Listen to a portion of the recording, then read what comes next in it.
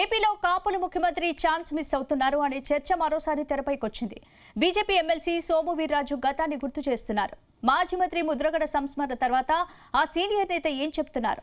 కాపులు ముఖ్యమంత్రి కాకూడదనే కుట్రలు ఇప్పటివరకు జరిగాయా?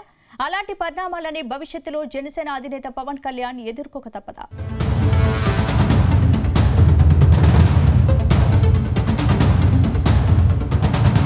ఆంధ్రప్రదేశ్ రాజకీయాల్లో కాపులది కీలక పాత్ర.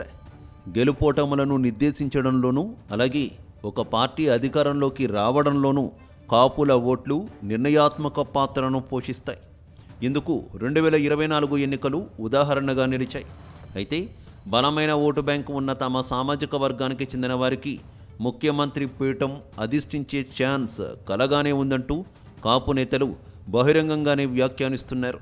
బీజేపీ ఎమ్మెల్సీ సోము వీర్రాజు తాజాగా ఇదే అంశాన్ని తెరపైకి తీసుకొచ్చారు. ఇటీవల మాజీ మంత్రి, కాపు ఉద్యమ నేత ముద్రగడ పద్మనాభం అస్తమించిన నేపథ్యంలో ఆయన సంస్మరణగా ఎమ్మెల్సీ సోము వీర్రాజు పలు కీలక అంశాలు ప్రస్తావించారు. ముఖ్యంగా రాజమండ్రిలో జరిగిన ముద్రగడ సంస్మరణ సభలో గతంలో జరిగిన పరిణామాలను గుర్తు చేశారు. కాపులు ముఖ్యమంత్రి కాకూడదు అని తమ పార్టీలోనే జరిగిన కొన్ని అంశాలను బయటపెట్టారు.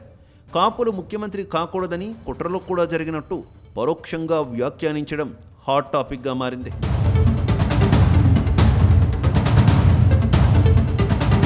ఇక మాజీ మంత్రి ముద్రగడ ఆయన రాజకీయ జీవితంలో బీజేపీతో కొనసాగి ఉంటే ఖచ్చితంగా ఆంధ్రప్రదేశ్ ముఖ్యమంత్రి అయ్యేవారని ఎమ్మెల్సీ సోము వీర్రాజు తన మనసులో మాటను బయటపెట్టారు.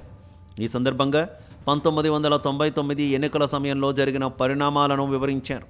అప్పట్లో సినీ నటుడు కృష్ణంరాజు కాకినాడ ఎంపీగా గెలుపొందడానికి ముద్రగడ కీలక పాత్ర పోషించారు.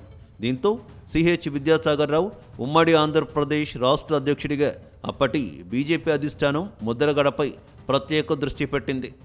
1999 ఎన్నికల్లో కాకినాడ నుంచి ముద్రగడకు ఎంపీ టికెట్ కేటాయించారు.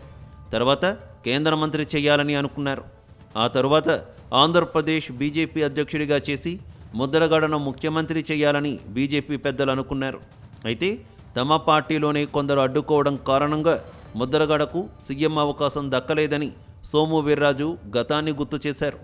అసలు కాపులు ముఖ్యమంత్రి కాకూడదని ఆంధ్రప్రదేశ్ రాజకీయాల్లో ఎప్పటి నుంచో కుట్రలు జరుగుతున్నాయని సోము వీర్రాజు కీలక అంశాలను బయటపెట్టారు.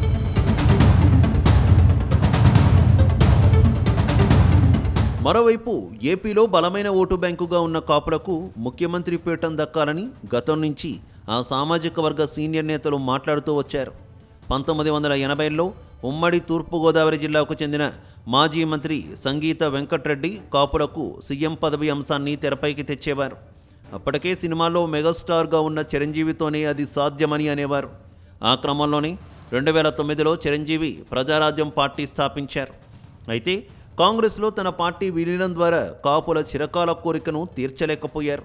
మరోవైపు ఎస్సీ సామాజిక వర్గానికి చెందిన మాజీ కేంద్ర మంత్రి చింతామోహన్ ఇప్పటికీ ప్రతి సందర్భంలో కాపులకు సీఎం పదవి దక్కాలని అంటున్నారు. ఇదిలా ఉంటే తాజాగా కాపులకు ముఖ్యమంత్రి అంశాన్ని తెరపైకి తీసుకువచ్చిన సోము వీర్రాజు డిప్యూటీ సీఎం పవన్ కళ్యాణ్ విషయంలో ఆసక్తికర వ్యాఖ్యలు చేశారు. గతం నుంచి కాపులకు సీఎం పదవి అవకాశం దక్కని నేపథ్యంలో పవన్ కళ్యాణ్ ఏం చేస్తారో చూడాలని పేర్కొన్నారు. సోము వీర్రాజు చేసిన వ్యాఖ్యలను రాజకీయ వర్గాల్లో పలు విధాలుగా చర్చించుకుంటున్నారు. గతంలో ముద్రగడను బీజేపీలో కొనసాగనివ్వకుండా చేసింది ఎవరు అని గతంలో జరిగిన పరిణామాలను విశ్లేషిస్తున్నారు.